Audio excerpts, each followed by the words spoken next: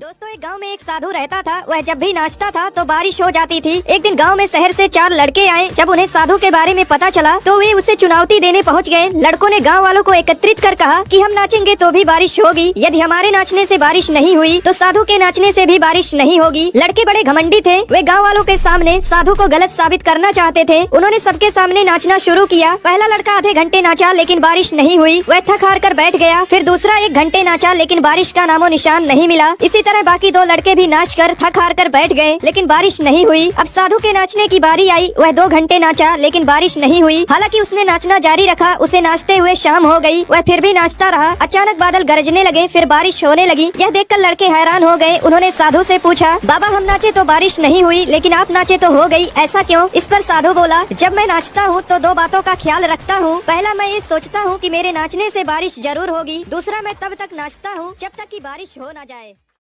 एक महिला ने तपस्या करके शिवजी को प्रसन्न कर लिया। शिवजी प्रकट हुए और बोले, मांगो 1 वरदान।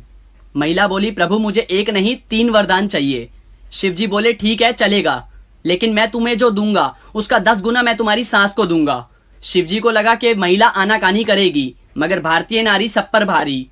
महिला बोली, चलेगा। पहला वरदान, मुझे 1 करोड़ रुपए दे दो।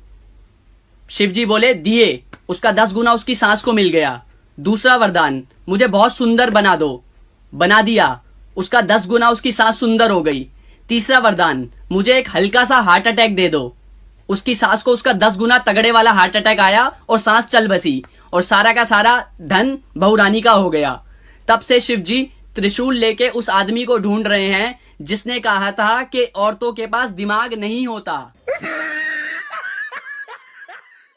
दोस्तों, एक सेठ 5 रुपए की रोटी बेचता था। उसे रोटी की कीमत बढ़ानी थी, लेकिन बिना राजा की अनुमति के कोई भी अपने दाम नहीं बढ़ा सकता था। एक दिन सेठ राजा के पास गया और बोला, महाराज मुझे रोटी का दाम 10 रुपए करना है। राजा बोला, तुम 10 नहीं 30 रुपए करो। सेठ बोला, महाराज इससे तो हाहाकार मच जाएगा। राजा बोला, तुम इसकी चिंता मत करो। अगले दिन सेठ ने रोटी का दाम बढ़ाकर 30 रुपए कर दिया। शहर में हाहाकार मच गया। सभी राजा के पास पहुँचे। बोले, महाराज यह सेठ अत्याचार कर रहा, 5 की रोटी 30 में बेच रहा। राजा ने अपने सिपाहियों को कहा, उस गुस्ताख सेठ को मेरे दरबार में पेश करो। सेठ जैसे ही दरबार में पहुंचा, राजा ने गुस्से में कहा, तूने बिना मुझसे पूछे रोटी का दाम कैसे बढ़ा दिया? सेठ कुछ बोल पाता इससे पहले ही राजा ने सेठ को आदेश दिया, तुम रोटी कल से आधे दाम में बेचोगे, नहीं तो तुम्हारा सर कलम कर दिया जाएगा। आदेश सुनते ही पूरी जनता जोर जोर से बोली, महाराज की जय हो, महाराज की जय हो। दोस्तों फिर क्या था, अगले दिन से 5 की रोटी 15 में बिकने लगी है।